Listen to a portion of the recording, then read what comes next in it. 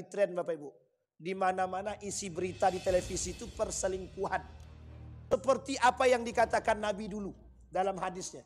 Kata Nabi, kelak di akhir zaman tuh banyak orang-orang berzinah di jalan. Maksud berzinah di jalan tuh saking banyaknya orang yang berzinah.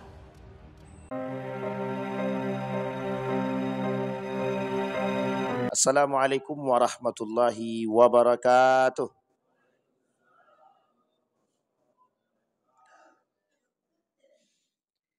Alhamdulillahi rabbil alamin. Alhamdulillahilladzi arsala rasulahu bil huda wa dinil haqq liyudhhirahu 'alad dini kullih wa kafa billahi shahida. Asyhadu an la ilaha illallah wahdahu la syarika lah wa asyhadu anna Muhammadan 'abduhu wa rasuluh la nabiyya ba'd. Allahumma salli wa sallim wa barik ala hadzal nabiyil karim. Allahumma salli ala Muhammad wa ala ali Muhammad fil alamin innaka Hamidum Majid. Ya ayuhan nasu attaqu rabbakum alladhi khalaqakum min nafsin wahidah wa khalaqa minha zawjaha wa batha minhuma rijalan katsiran wa nisaa wattaqullaha alladhi tasaaluna bihi wal arham innallaha kana 'alaikum raqiba. Wa qala Allah ta'ala ya ayyuhalladzina amanu taqullaha wa qulu qawlan sadida yuslih lakum a'malakum wa yaghfir lakum dhunubakum wa may yuti'illaha wa rasulah faqad faza fawzan 'azima. Puji syukur kehadirat Allah dengan mengucapkan alhamdulillahi rabbil alamin. Berselawat kepada Nabi dengan mengucapkan Allahumma salli ala Muhammad wa ala ali Muhammad fil alamina innaka Hamidum Majid. Bapak Ibu sekalian yang berbahagia, di subuh hari ini mudah-mudahan Allah melimpahkan rahmat dan karunia-Nya kepada kita semua. Allah menjadikan rumah tangga yang sakinah, mawaddah warahmah, anak-anak yang saleh dan salihah. InsyaAllah kita yang hadir semua istiqamah dalam kebaikan dan ketaatan, dan kita semua husnul khatimah. Amin ya rabbal alamin. Baik Bapak Ibu sekalian yang berbahagia, di subuh hari ini Bapak Ibu, judul kita sederhana. Judulnya penolakan kebenaran. Judulnya adalah penolakan kebenaran. Bisa dipahami Bapak Ibu? Judulnya penolakan kebenaran. Jadi Bapak Ibu sekalian yang berbahagia, merujuk kepada pemahaman ini Bapak Ibu, Allah berkata di dalam Al-Quran, kata Allah di dalam Al-Quran dalam surat Al-A'raf ayat 12, surat ke-7, kata Allah, qala ma mana'aka alla tasjuda idh amartuka qala ana khairun minhu khalaqtani min narin wa khalaqtahu min tin. Kata Allah di dalam Al-Quran, apakah yang menghalangimu untuk bersujud kepada Allah di waktu aku menyuruhmu? Iblis menjawab, saya lebih baik daripadanya, karena saya diciptakan dari api, sementara dia diciptakan dari tin. Tin itu ada yang bilang itu tanah, ada yang bilang itu saripati. Kalau saripati itu dapatnya juga dari tanah. Tapi di situ kenapa Allah tak gunakan kalimat minal ard gitu? Kenapa Allah gunakan tin? Ini pemilihan kata yang tidak sembarangan.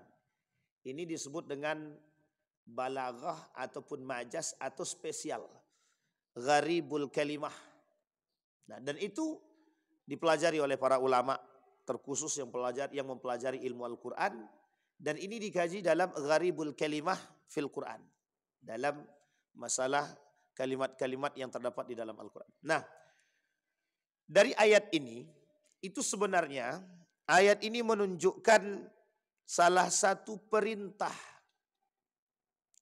yang Allah memerintahkan kepada seluruh makhluknya itu untuk bersujud kepada Adam alaihissalam. Tapi ada yang tak mau bersujud kepada Nabi Adam. Yang tak mau bersujud kepada Nabi Adam itu iblis. Makanya nanti Bapak Ibu, ada bahasa yang ilmiah sedikit gitu. Namanya diabolisme. Diabolisme ini di dalam keilmuan itu diartikan sebagai menolak kebenaran ilmu. Maka disebut dengan diabolis.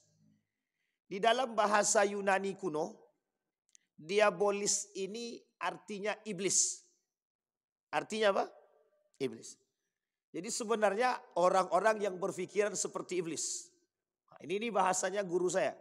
Kata guru saya dalam kitabnya Diabolisme. Karangan Syamsuddin Arif.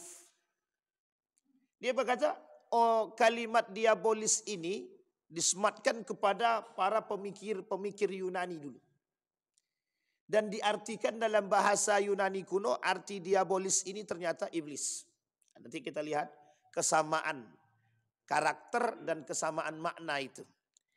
Di dalam ayat yang lain, Allah berkata, wa qala Musa inni udtu bi rabbi wa rabbikum min kulli mutakabbirin la yu'minu biyaumil hisab. Kemudian dalam ayat yang lain, innahu la yuhibbul mustakbirin. Kata Allah di dalam Al-Quran, Musa berkata, inni udtu bi rabbi wa rabbikum. Ta'awuz. Berta'awuz. Aku berserah diri, menjaga diri, kemudian kepada Sang Pencipta, kepada Tuhanku. Min kulli mutakabbir, dari segala perbuatan kesombongan yang ada dalam diri. Ada orang-orang yamshi 'alal ardi mutahawin atau haunan. Kemudian la yu'minu biyaumil hisab. Salah satu bentuk kesombongan para orang-orang yang sombong itu, mereka tidak percaya kepada yaumul hisab, hari kebenaran. Di dalam ayat yang lain Allah juga berkata, di dalam surat Ar-Ra'd, dalam surat Ar-Ra'd itu kata Allah, afaman ya'lamu annama unzila ilaika min rabbik al-haq kaman huwa a'ma innama yatadhakkaru ulul albab. Dalam ayat ini justru berbeda. Disampaikan, adakah orang-orang yang mengetahui bahwasanya apa yang diturunkan kepadamu dari Tuhanmu itu semuanya benar. Dan apakah itu benar dengan orang yang buta? Kebenaran itu sama dengan orang yang buta. Ini sebenarnya pelecehan. Hanyalah orang-orang yang berakal saja yang bisa mengambil pelajaran. Nah, Bapak Ibu sekalian yang berbahagia, ada 3 ayat yang kita bacakan pagi ini. Ayat yang pertama menunjukkan kesombongan, al-kibru. Al-kibru. Al-kibru oleh Imam Az-Zahabi dalam kitabnya Al-Kabair masuk dalam kategori dosa besar. Masuk dalam kategori dosa besar. Pembahasan khususnya di nomor 17 dari 70 dosa besar yang disimpulkan oleh Imam Az-Zahabi. Di nomor yang ke-17. Di nomor yang ke-17 itu Allah berkata di dalam Al-Quran tadi tentang Musa. Bahwa ada kesombongan, yang kesombongan tersebut ditampakkan. Saking disebutkan kesombongan tersebut yang tidak percaya dengan yaumul hisab. Ini cuma bagian kecil. Bagian kecil yang tidak percaya dengan yaumul hisab. Orang yang tidak percaya dengan yaumul hisab dianggap sebagai sebuah kesombongan. Dalam bahasa lain ini, itu disebut dengan pembangkangan. Disebut dengan bahasa lain pembangkangan. Kemudian pada ayat yang ketiga yang tadi kita bacakan, ada kebenaran yang datang dari Allah, tapi ternyata justru kebenaran itu ditolak. Dan ada pada ayat yang keempat itu, mencampur adukkan kebatilan dengan kebenaran. Talbisul batil bil haq. Mencampur adukkan kebatilan dengan yang benar. Dan ini akan kita coba uraikan. Nah, Bapak Ibu sekalian yang berbahagia, kita uraikan dari ayat yang pertama. Dari ayat yang pertama, di sini menunjukkan adanya kesombongan yang dimiliki oleh Bani Israel. Kesombongan yang dimiliki oleh Bani Israel. Dalam surat Al-Baqarah 40, 41, 42. Boleh Bapak Ibu cek itu yang di Al-Baqarah 40, 41, 42. Apa kata Allah? Ada seruan di situ. Ya Bani Israel, uzkuru ni'mati allati an'amtu alaikum wa aufu ufi bi'ahdikum wa iyaya farhabun, kata Allah. Wahai Bani Israel, ingatlah nikmatku yang telah kuberikan kepadamu, pertama.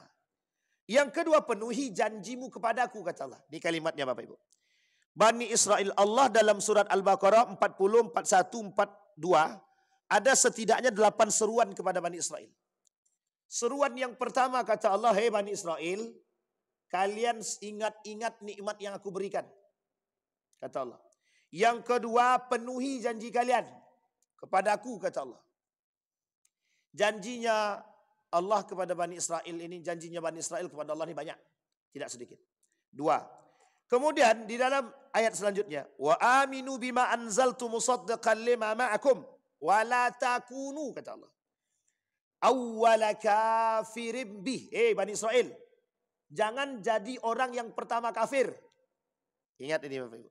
Kenapa kok Bani Israel jangan dikatakan, kata Allah, Bani Israel jangan menjadi orang yang pertama kali kafir.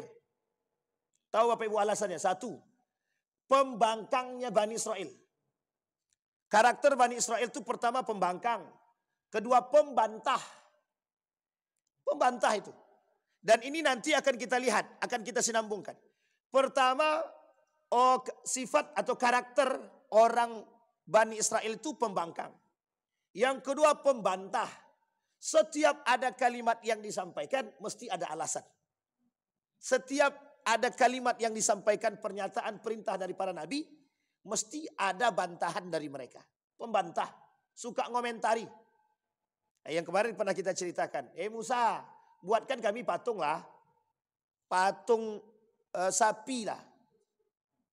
Kata Musa, kalian dah paling baik. Tapi kan itu peninggalan nenek moyang kami. Ada juga. Ketika bertanya tentang sapi.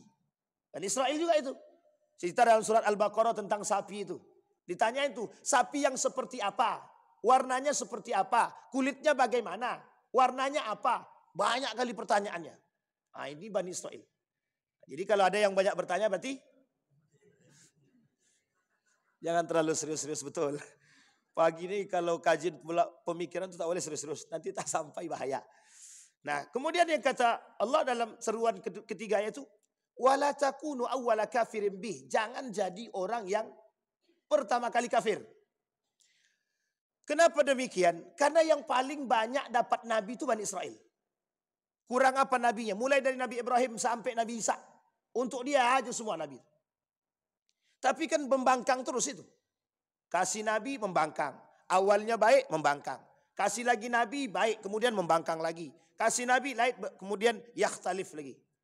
Bertolak belakang lagi. Karakter seruan selanjutnya. Yang keempat. Wala tashtaru bi ayati samanan qalila. Jangan kalian jual agamaku, kata Allah, dengan harga yang murah. Ini sudah pernah kita sering bahas dulu. Kemudian kata Allah,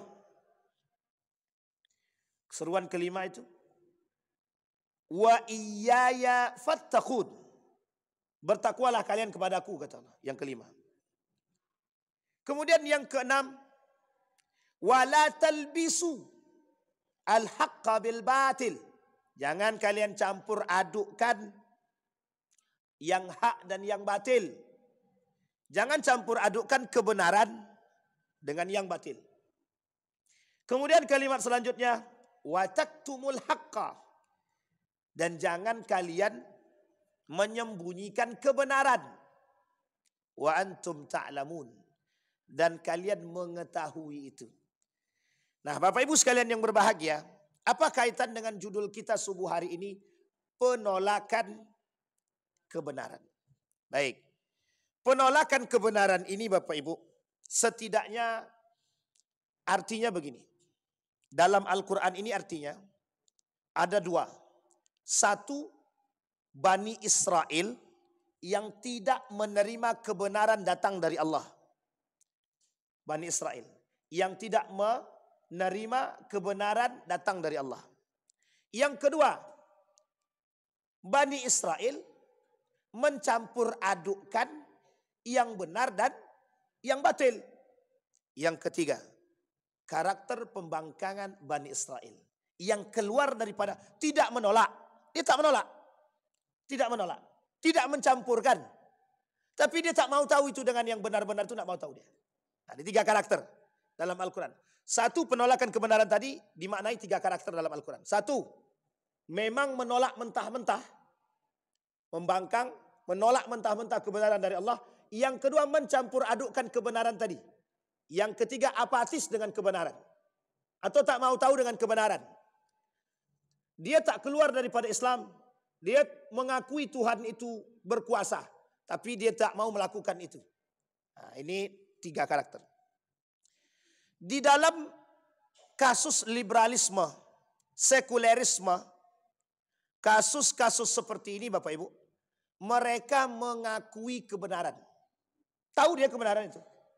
Tapi menolak kebenaran itu. Ditolaknya Pak kebenaran itu. Kenapa kok ditolaknya kebenaran itu? Tak sesuai dengan kepentingan. Tidak sesuai dengan kepentingan. Kita ambil contoh. Ada namanya Friedrich Nietzsche. Kata Friedrich Nietzsche gini, Tuhan sudah mati. Bukan tanpa alasan dia bersebut begitu Pak. Dulu di salah satu universitas di Jawa itu, mahasiswanya dia buat begini. Kata mahasiswanya dalam protes. Kata mahasiswa ditulis di situ. Tuhan sudah membusuk. Katanya. Itu umat muslim itu yang buat. Tahun berapa itu? 2015an. Kata dia dibuatnya spanduk besar dengan tulisan Tuhan sudah membusuk. Katanya.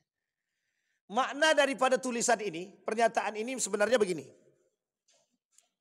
Kami tidak butuh Tuhan. Kalau kasusnya Friedrich Nietzsche itu tak begitu. Karena terjadinya pertikaian di antara banyak kasus yang dialami ketika itu. Dan ketika itu Friedrich Nietzsche bilang begini, mana nih para pendeta-pendeta ini? Sehingga dia nisbatkan kemana pergi agama ketika terjadi kerusakan di negara. Katanya. Makanya mereka disebut oleh Nietzsche itu, Tuhan sudah mati. Karena tidak ada campur bantuan tangan daripada para pemuka agama terhadap kehancuran negara ketika itu. Sama Pak, pola pikir yang sama ketika terjadi kekacauan di negara ini, ada protes dari mahasiswa-mahasiswa, kalau saya tak salah itu Usuluddin itu. Waktu itu, orang filsafat bukan Usuluddin, orang filsafat. Apa kata dia? Tuhan sudah membusuk. Karena tak ada Tuhan dalam urusan kemana mereka ketika terjadinya kekacauan dan kehancuran. Nah, ini konsep yang dimaksud. Jadi Bapak Ibu sekalian yang berbahagia, itu menunjukkan bahwa makna yang terkandung dari pernyataan tersebut, kami tidak butuh Tuhan. Kami ini tidak butuh urus atau campur tangan Tuhan. Yang kami butuhkan itu bagaimana semua ini aman dengan akal manusia yang cerdas-cerdas itu. Misal tata negara. Mana orang-orang pintar yang mengurus urusan negara? Panggil tuh yang ahli tata negara. Lah kok sembraut begini kok negara ini? Jadi kami tidak butuh Tuhan. Kami butuh manusia yang cerdas. Kami butuh manusia-manusia yang pintar untuk mengurus ini. Konflik. Mana? Kami tidak butuh Tuhan. Kami butuh pemimpin yang bisa mendamaikan konflik. Ini yang mereka inginkan. Dalam dunia pendidikan misal, kami tidak butuh Tuhan. Yang kami butuhkan sistem pendidikan yang baik. Irlandia. Tahu Bapak Ibu Irlandia? Satu-satunya negara yang terkenal dengan perdamaian yang baik. Itu Irlandia. Sampai-sampai klakson pun tidak ada katanya. Saking damainya. Tapi ateis. Ateis. Makanya mereka katakan, semakin tinggi tingkat ateis satu negara, semakin sejahtera. Katanya. Kami perdamaian di Irlandia ini, itu tanpa agama. Sehingga lebih banyak ateis. Jadi mereka tak terima ateis itu. Maaf, mereka tidak terima orang-orang yang beragama. Nah, ini poin penting. Maksud ini apa? Menolak kebenaran. Allah ini benar apa tidak? Benar, Pak. Allah ini benar. Yang datang dari Allah adalah kebenaran. Inilah yang ditolak. Itu yang pertama. Dan ini jelas. Orang kafir menolak kebenaran. Maka disebut dengan bahasa Arab, dalam bahasa Arabnya kafir. Yang menutupi diri dari kebenaran. Ada yang kedua. Tadi kan 3 karakter. Karakter yang kedua. Apa karakter yang kedua? Mencampur adukkan yang hak dan yang batil. Mencampur adukkan yang hak dan batil. Dan yang mencampur adukkan yang hak dan batil inilah melalui jalur pemikiran. Inilah yang disebut dengan karakternya iblis. Ini yang disebut dengan karakternya iblis. Dan nomor 2 tadi. Apa maksudnya karakter iblis itu? Berpikir dengan akal bagaimana sesuatu yang tidak bisa diterima dengan akal itu tidak usah diterima kecuali yang bisa diterima oleh akal. Satu. Yang kedua, bagaimana membuat sesuatu yang kami tahu kebenaran itu, tapi kebenaran itu bukan untuk dilakukan, tapi untuk dicampurkan dengan yang batil-batil tadi. Ini bahasa teorinya. Kalau bahasa prakteknya begini. Mencampur adukkan yang haram dengan yang halal. Mencampur adukkan dengan yang salah dan yang betul. Nah, contohnya yang sudah pernah kita sampaikan. Kalau bahasa lainnya begini. Kalau Islam bilang nikah beda agama itu tak boleh, mereka katakan. Tapi bukan sembarangan mereka mengatakan boleh saja, tidak. Tapi mereka kaji dulu. Kenapa Al-Quran melarang nikah beda agama? Nah, sampai sini paham ya? Rujukannya, kajiannya Al-Quran. Hanya saja mempleseti makna Al-Quran itu tadi yang sesungguhnya. Kita ambil contoh itu kasus nikah beda agama tadi. Sampai mereka bilang begini, ayat ini itu kan jelas. Mereka yakini ayat ini Bapak Ibu, mereka yakini ayatnya. Cuman yang mereka tidak yakini adalah kenapa Islam melarang nikah beda agama. Sementara dalam Al-Quran membolehkan nikah beda agama dengan ahlul kitab. Berarti Al-Quran ini terjadi salah paham. Atau yang memahaminya tak besar. Kan gitu kata mereka. Sehingga Bapak Ibu, mereka katakan pemahaman terhadap Al-Quran ini itu tidak bisa digunakan dengan pemahaman yang menolak menikah beda agama. Tapi pakailah pemahaman yang membenarkan nikah beda agama dengan gaya ahlul kitab. Nah, itu dia. Sehingga, oh iya juga ya. Mainnya apa? Tapi mereka menolak enggak? Enggak menolak. Mereka yakin terhadap Al-Quran? Yakin. Kasus yang kedua. Kasus LG. Saya sampaikan Bapak Ibu. Hasil tulisan mereka tentang LG. Apa kata mereka tentang LG? Kata mereka begini. Secara nalar awam bisa saja dipahami bahwa LGBT ini sangat sesuai dengan nalar berpikir. Dan bisa dilegalkan secara konstitusional. Ini belum kita masukkan poinnya. Kemudian mereka katakan begini. Kalau ada orang yang tidak pro dengan LGBT, orang-orang seperti ini kata mereka, itu justru melanggar hak asasi manusia. Dan diskriminatif. Sementara Al-Quran, mereka gunakan dalilnya Al-Quran. Al-Quran menjaga hak setiap manusia. Sekarang Bapak Ibu kalau sampaikan begitu gimana kita? Itu punya hak, dia manusia. Kalau kita katakan binatang tak mungkin, kita katakan iblis juga tak mungkin. Karena memang mereka manusia. Itu alasan mereka. Maka butuh namanya hak asasi manusia untuk menjaga mereka. Dalilnya apa? Islam menjaga setiap nyawa. Islam menjaga setiap nyawa. Ini gaya berfikirnya. Nah, Bapak Ibu, sekarang kita lihat bagaimana cara berfikir kelompok diabolis atau yang berkarakter seperti iblis yang mencampur adukkan yang hak dan yang batil tadi. Yang pertama, karakter orang-orang yang menolak kebenaran dengan gaya berfikirnya yang tadi kita sampaikan pada karakter yang kedua tadi, yang mencampurkan yang hak dan yang batil. Karakter orangnya yang pertama selalu membangkang dan selalu membantah. Tapi bukan berarti, mohon maaf ya, bukan berarti ada orang yang membantah kita berarti dia diabolis. Kalau dia membantah kebenaran dari yang tidak benar, kemudian dibantah dengan alasan yang membenarkan, itu baik. Yang tak baik itu, yang benar dijadikan salah. Sama seperti tadi. LJ jelas salah. Tapi kemudian dibenarkan. Makanya kenapa Indonesia darurat LGBT? Setiap daerah sekarang banyak LGBT. 2 hari yang lalu, nelpon seorang imam masjid. Curhat tentang jamaahnya. Sudah punya anak 1. 1 hari sebelum itu, curhat lagi. Ada seorang bapak-bapak curhat tentang tetangganya LGBT. Sholat tiap hari di masjid. Tapi dia udah punya anak 2. Tadi semalam kemarin curhat pula kawan. Ustaz, Anda punya kawan Ustaz. Anda kira orangnya pokoknya baik Ustaz. Tingkahnya baik, anaknya enggak baik. Astagfirullahaladzim. Saya bilang ya Allah, dalam 1 bulan ini sudah lebih mungkin dari 10 orang yang curhat tentang LGBT. Itu bukan darurat lagi tuh Pak. Sudah sampai di tenggorokan itu.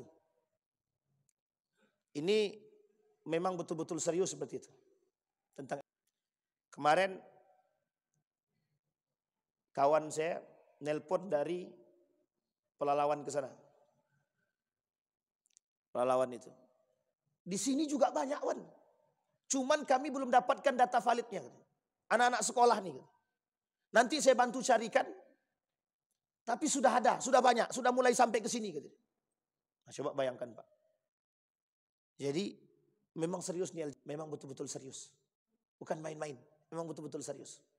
Karena didukung itu Pak, karena ada yang mendukung. Yang mendukung ini yang menjadi masalah. Nah, kembali kepada masalah kita tadi. Oh ini, itu dalilnya cuma sederhana Pak. Cuma hak asasi manusia dan intoleran. Jadi hanya karena hak asasi manusia. Mereka harus punya hak sama seperti kita. Dan kita harus bertoleransi dengan mereka. Apa yang diinginkan oleh kaum-kaum liberal tadi daripada itu? Kita yang hadir itu. Yang kedua, kita memberi ruang gerak bagi mereka. Itu kan pilihan mereka, hak mereka untuk memilih. Inilah yang disebut dengan mencampur adukkan yang hak dan yang batil. Sampai di sini bisa dipahami, Bapak Ibu.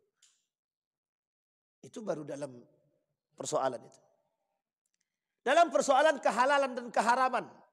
Jangan Bapak Ibu campurkan yang haram dengan yang halal. Tidak akan bisa bercampur. Tidak akan.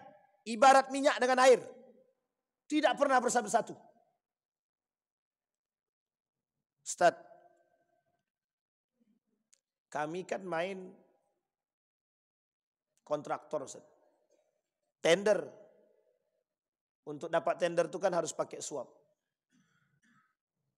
Maka apa tidak mungkin suap ini dihalalkan? Itu pertanyaan sama saya begitu Pak. Apa tidak mungkin suap ini dihalalkan? Ini dah paling frontal nih bahasanya Pak. Yang lain tuh bahasanya agak baik sedikit. Ustaz, apa tidak mungkin dicari sisi lain? Sementara kami punya anak istri. Saya tidak punya pekerjaan. Pekerjaan saya cuma kontraktor ini. Sampai sebegitunya. Itu kan halus itu. Ini penting Pak.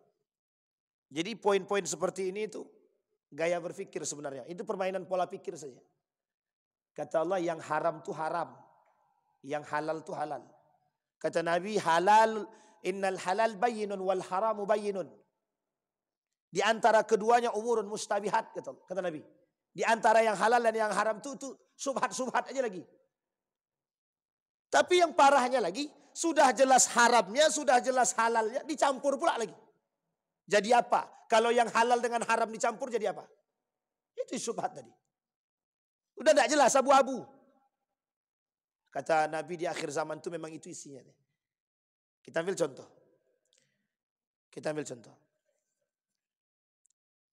Saking banyaknya orang yang melakukan perselingkuhan hari ini, itu karena apa? Karena menganggap dosa selingkuh itu biasa. Padahal kira-kira selingkuh itu dosa besar apa dosa kecil? Zina, Pak. Zina. Dosa besar. Kenapa orang tak pandang bahwa zina itu dosa besar?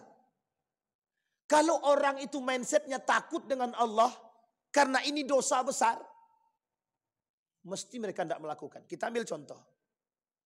Makan babi. Dosa besar apa tidak? Kenapa tidak ada yang makan babi? Padahal dagingnya enak. Kenapa mereka tak makan? Dosanya tidak besar-besar amat, kata mereka begitu. Coba bayangkan, Pak. Tapi mengapa mereka tidak mau makan? Takut mereka. Kenapa dengan zina mereka tak takut? Ada kenikmatan, Pak Ustaz. Itu masalahnya. Dan ini gaya berpikir, Pak. Gaya berpikir. Kenapa saya katakan gaya berpikir? Gara-gara tidak dipandang zina itu sebagai dosa besar. Dan penyampaian terhadap orang yang melakukan zina itu tidak serius terhadap ancaman Allah. Sehingga orang menganggap Islam itu memandang bahwa zina itu dosa biasa. Pola pikir.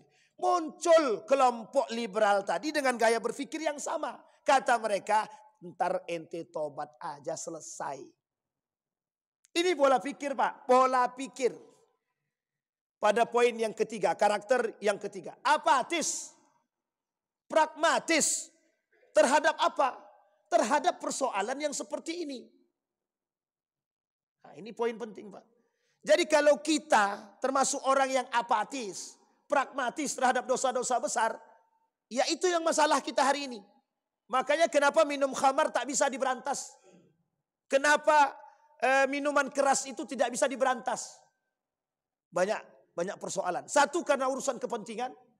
Yang kedua karena dianggap minum khamar itu biasa. Ada cerita, itu ceritanya seorang pemuda itu.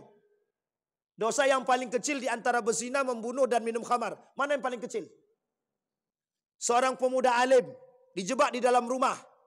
3 pilihannya. Berzina, kemudian membunuh, yang ketiga minuman keras. Mana yang dipilih sama dia? Yang paling kecil di antara 3 ini, semua 3 ini dosa besar. Tapi yang paling kecil di antara dosa besar 3 ini cuma minum khamar. Dipilihnya minum khamar, semua dibunuhnya. Perempuan diperkosanya, anak dibunuhnya. Dapat 3 sekali. Coba bayang. Gaya berpikir, Pak. Gaya berpengaruh siapa? Sehingga mereka anggap minuman keras ini biasa saja. Nah, ini penting, pola pikir. Dan ini karakter. Nah, sampai di sini bisa dipahami Bapak Ibu ya. Nanti baru kita lihat gaya apatis seperti ini. Apakah masuk daripada karakter iblis tadi. Nah, kan ada karakternya membangkang dan membantah. Yang kedua, intelektual, diabolik, bersikap takabur. Nah, ini dia. Para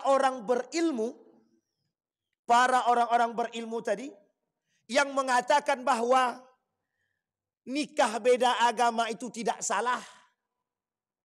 Melakukan riba itu tidak salah. Orang cuma pinjam aja kok. Ngapain harus pakai campur tangan agama? Orang minjam uang itu kan urusan sosial. Ngapain harus pakai campur tangan agama? Masalah LGBT itu kan urusan hak asasi manusia. Masalah pencampur aduan agama, sinkritisme itu kan masalah pola pikir.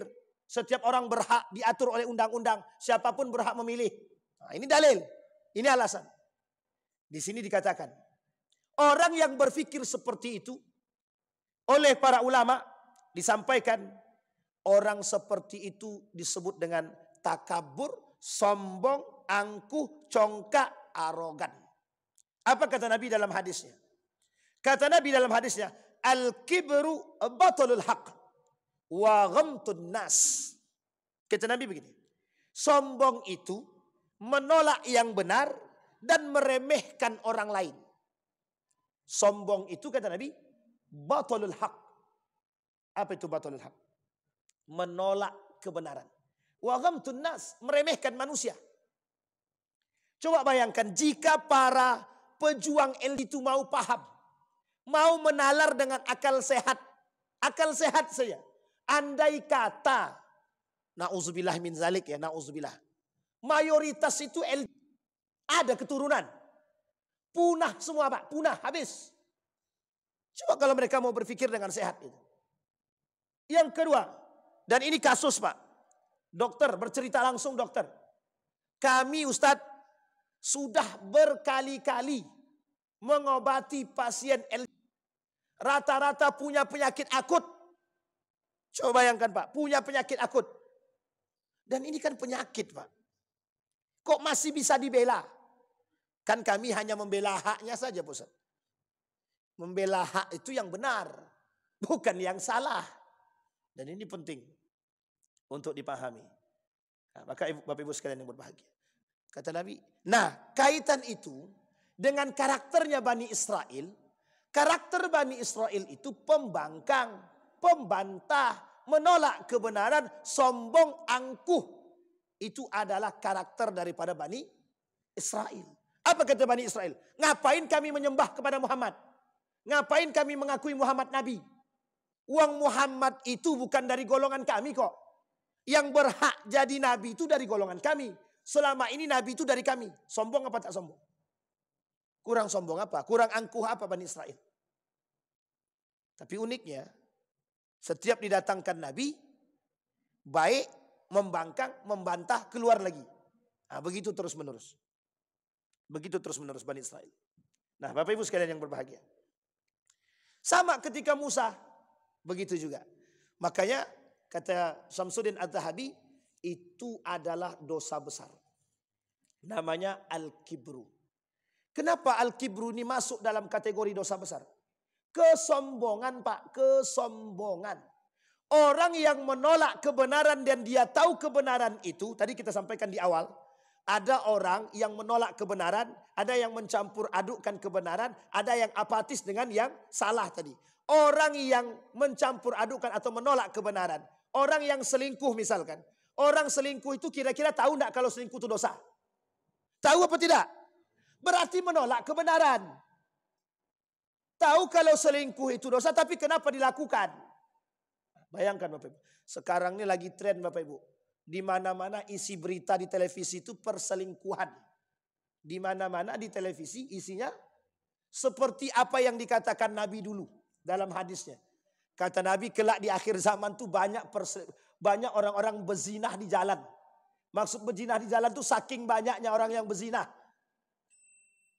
Saking banyaknya orang yang berzinah. Ini unik Pak. Makanya bagusnya begini Pak.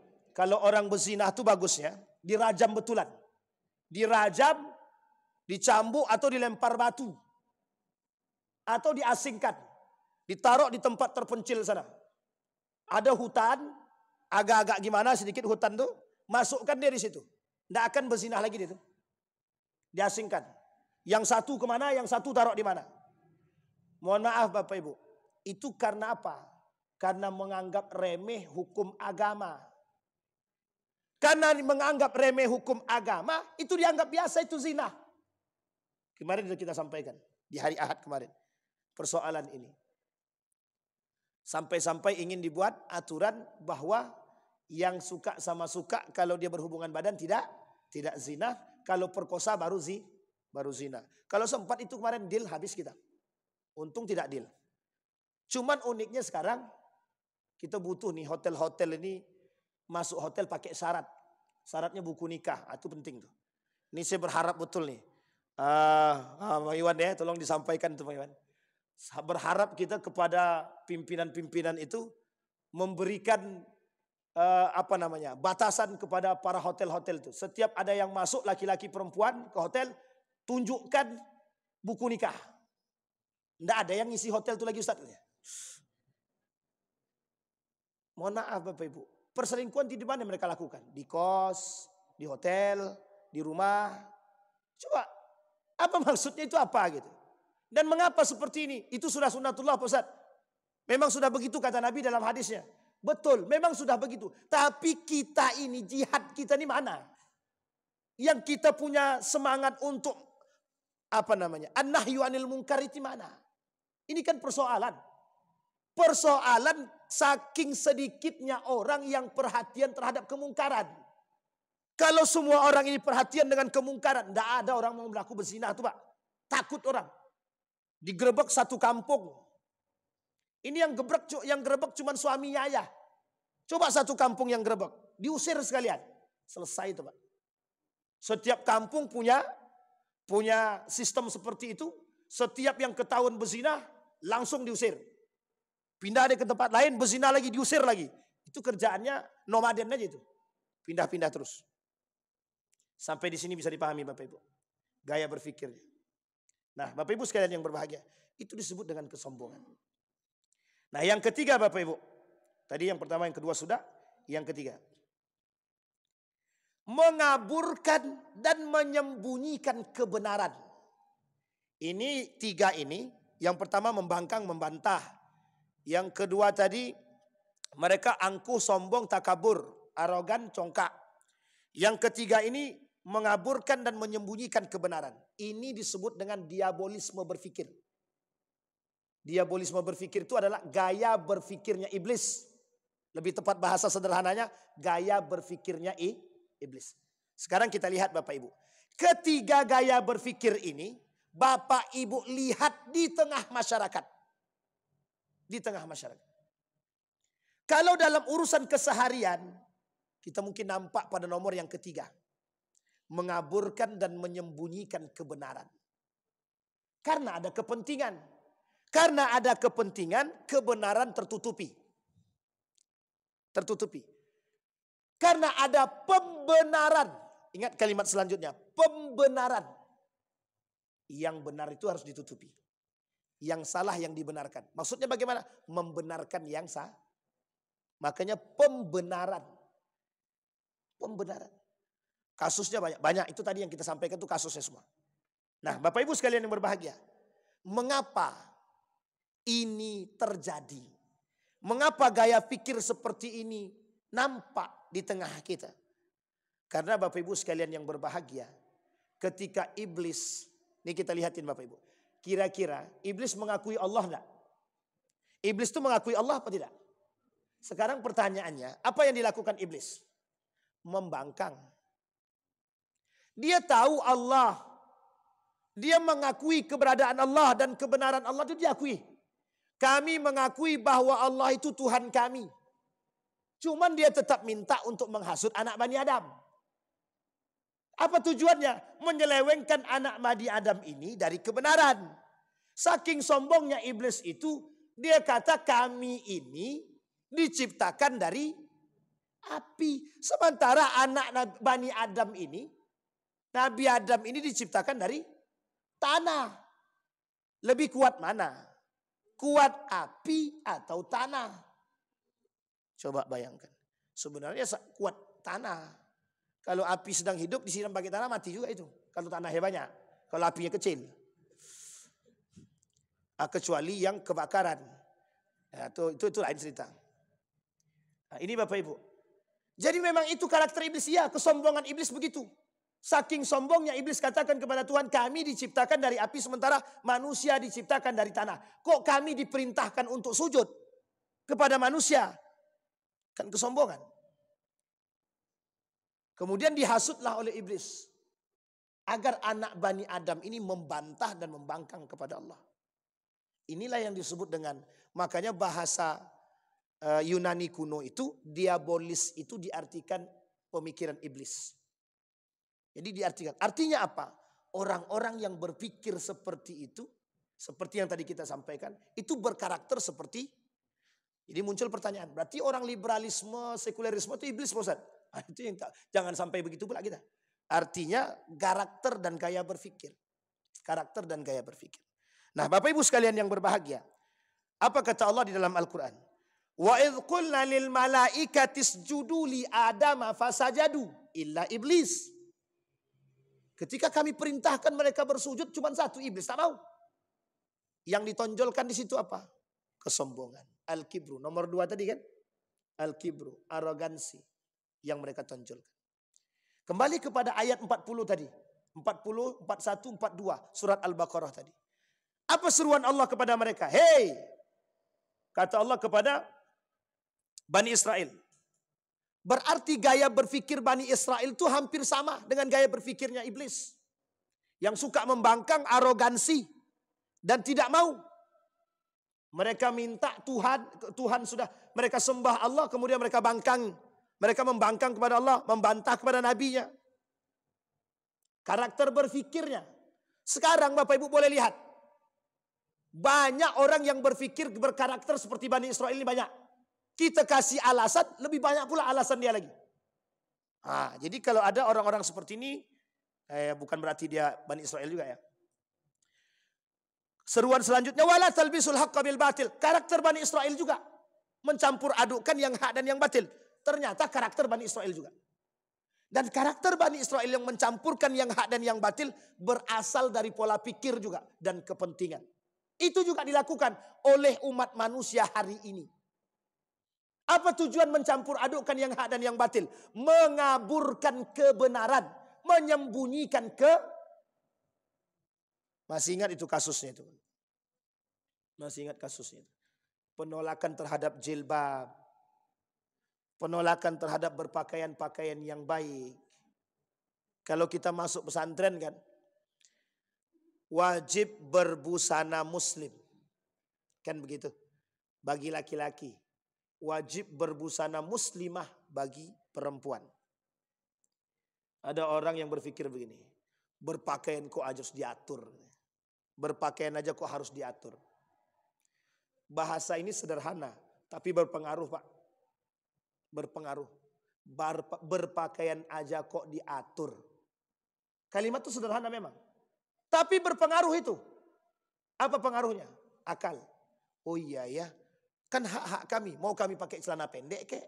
Anak-anak kami kok. Mau dia berpakaian tank top kek. Itu kan urusan kami. Pakaian kami.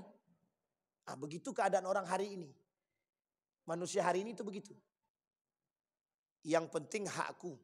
Jangan. Kenapa kalian harus campur urusan kami? Kan kalimatnya begitu. Jangan kalian campuri urusan pribadi kami. Mau dia tak pakai jilbab kek. Mau dia pakai celana pendek kek. Mau dia pakai tank top kek. Jangan kalian campuri urusan kami. Itu hak kami, urusan kami. Betul apa salah? Begitu pola pikir mereka. Iya. Dan ini gaya berpikirnya Bani Israel. Gaya berpikirnya Bani Israel. Dan menyembunyikan kebenaran juga bagian daripada gaya berpikirnya Bani Israel. Nah kemudian Bapak Ibu sekalian yang berbahagia. Apa kata Allah? Berimanlah kalian dari apa yang aku turunkan. Apa yang dilakukan oleh Bani Israel? Tidak mau dia beriman. Isra dan Mi'raj. Itu Bani Israel tuh. Sekarang kita kembali kepada Yahudi dan Nasrani. Apa yang dilakukan oleh Nabi? Nabi tunjukkan kebenaran. Ketika mereka bertanya tentang ruh, dijawab sama Nabi. Urusan ruh, urusan Allah. Tidak berani mereka ngomong apa-apa. Mereka yakin sama Allah. Yakin. Cuma tak yakin dengan Muhammad saja. Coba bayangkan. Maka ketika Nabi Muhammad Isra dan Mi'raj itu, mereka tidak percaya sama sekali. Yang tidak percaya siapa? Nasrani, Yahudi. Nasrani dan Yahudi. Coba bayangkan Pak. Jadi mereka tidak mau beriman. Makanya kalimat selanjutnya dalam Al-Quran itu, nu'minu bi ba'dil wa nakfur bi ba'd. Kami beriman kepada sebagian, kami kufur kepada sebagian. Mana yang enteng dan mudah bagi kami terima, kami iman. Kalau tak sesuai dengan akal dan hati kami dan kepentingan kami tolak. Makanya waktu Nabi datang, ini dalam sejarah Bapak Ibu. Ketika Nabi datang di Mekah itu banyak yang menolak. Kenapa orang mereka menolak Nabi? Karena Nabi menolak kebiasaan mereka. Kebiasaan-kebiasaan mereka. Apa kebiasaan mereka? Minum khamar, budak, bezina, berjudi, konglomerasi. Itu tradisi mereka Pak. Yang kaya harus kaya. Coba lihat rasismenya itu tinggi. Tinggi. Kau budak. Sampai kapanpun budak tidak akan pernah bisa setara dengan kami. Datang Nabi, disamakan tuh derajatnya. Yang kaya dan miskin. Apa kata mereka? Mana bisa begitu? Yang kaya ya kaya, yang miskin ya miskin. Kan miskin karena ulah mereka. Kaya kan kami kerja. Gaya berpikir Qarun juga. Sampai di sini paham Bapak Ibu ya? Ini gaya berpikir. Nah inilah kemudian kata Allah, wa aminu bima anzaltu musaddiqan lima ma'akum wa la takunu awwala kafirin bih, kata Allah kepada Bani Israel. Saking sayangnya Allah kepada Bani Israel itu. Diserukan terus menerus kepada Bani Israel. Nah Bapak Ibu, kita bukan Bani Israel. Tapi mengapa manusia hari ini meniru karakter-karakter Bani Israel? Kalau dulu Nabi berhadapan Bani Israel, Yahudi, Nasrani. Kalau sekarang tidak. Nabi berhadapan 4 sekaligus. Yahudi, ya bagian daripada Bani Israel juga. Nasrani, itu tersebut tuh Bang. Yang keempat, kaum munafik itu sendiri. Kaum munafik. Karena munafik itu dari kita. Orang Nasrani, orang Yahudi, tidak punya tangan. Kalau dia masuk ke kita agak sulit. Maka dicarilah orang-orang yang bisa membantu. Nah orang-orang yang bisa membantu inilah yang disebut dengan munafik. Maka Allah sebut di dalam Al-Quran juga. Kata Allah di dalam Al-Quran tadi, seruan kepada Bani Israel itu juga Allah serukan kepada manusia-manusia umat muslim itu. Wala tashtaru bi ayati tsamanan qalilah. Jangan kalian perjualbelikan agamaku demi kepentingan. Jangan kalian jual agamaku demi sesuatu. Jangan kalian jadikan agamaku untuk mencari kepentingan. Jangan kalian jadikan agamaku untuk menikmati dunia atau mencari dunia. Dan inilah yang dilakukan oleh kaum-kaum liberalisme, sekulerisme untuk mendapatkan dunia tadi. Dan inilah yang disebut dengan penolakan kebenaran. Dan orang-orang seperti ini Bapak Ibu sedang berada di tengah-tengah kita hari ini. Karakternya dulu 1400 tahun yang lalu, baginda Nabi Muhammad SAW sampai hari ini tetap eksis. Dan sampai hari kiamat akan selalu eksis. Artinya apa? Kalau kita sadar akan eksistensi mereka, kita yang harus bertahan dengan sikap kita. Pilih mana? Pilih Amerika atau Palestina? Kata Ustadz Mustafa Umar. Pilih mana? Berjuang dengan yang sedikit tentang kebenaran atau bersama dengan kekuasaan yang justru keluar daripada nalar agama. Mudah-mudahan ada manfaatnya bagi kita semua Bapak Ibu. Mudah-mudahan bisa menjadi pencerahan bagi kita. Ada pertanyaan Bapak Ibu? Mesti tidak ada. Ada pertanyaan Bapak Ibu? Nah, tidak ada. Alhamdulillah. Memang berat-berat tuh Ustaz. Iya. Mudah-mudahan dari yang berat jadi ringan. Dari yang ringan bisa kita amalkan. Dan ingat Bapak Ibu, disampaikan ini untuk tujuan kita menjaga rumah tangga dan keluarga, itu yang paling penting. Kata beliau, ibda min nafsik, mulai dari keluarga, mulai dari diri sendiri, agar kita terjaga dari pola pikir seperti ini, karakter-karakter seperti ini, kesombongan seperti ini. Jangan pula kita yang berpikir seperti Bani Israel. Biar tidak dipanggil Bani Israel. Kita berdoa kepada Allah. A'udzubillahi minasyaitonirrajim. Bismillahirrahmanirrahim. Alhamdulillahirabbil alamin. Hamdas syakirin, hamdan naimin. Hamda yuwafi ni'amahu wa yukafi'u mazidah. Ya Rabbana lakal hamdu kama yanbaghi li jalali wajhikal karim wa azim sultanik. Allahumma salli ala Muhammad wa ala ali Muhammad fil alamin innaka Hamidum Majid. Ya Hayyun ya Qayyum ya Fattah ya Alim ya Aziz ya Ghaffar ya Rabbal alamin. Allahumma faqihna fid din wa 'allimna ta'wil. Allahumma ij'al tajammu'ana tajammu'an marhumah waj'al tafarruqana min ba'dihi tafarruqan ma'sumah. Allahumma ighfir lahum warhamhum wa'afihim wa'fu anhum wa akrim nuzulahum wa wasi' madkhalahum waj'alil jannata mathwahum. اللهم انصر من نصر الدين واخذل من خذل المسلمين. اللهم انصر إخواننا المجاهدين في فلسطين وفي غزة وفي كل مكان. اللهم دمر اليهود. اللهم أهلك الكفرة والمبتدعة والمشركين أعداءك أعداء الدين. اللهم اجعل تجمعنا تجمعا مرحوما واجعل تفرقنا من بعده تفرقا معصوما. اللهم اغفر لنا ذنوبنا وذنوب والدينا وارحمهما كما ربيانا صغارا. اللهم اختمنا بحسن الخاتمة ولا تختمنا إلا بحسن الخاتمة. ربنا آتنا في الدنيا حسنة وفي الآخرة حسنة وقنا عذاب النار والحمد لله رب العالمين. السلام عليكم ورحمة الله وبركاته.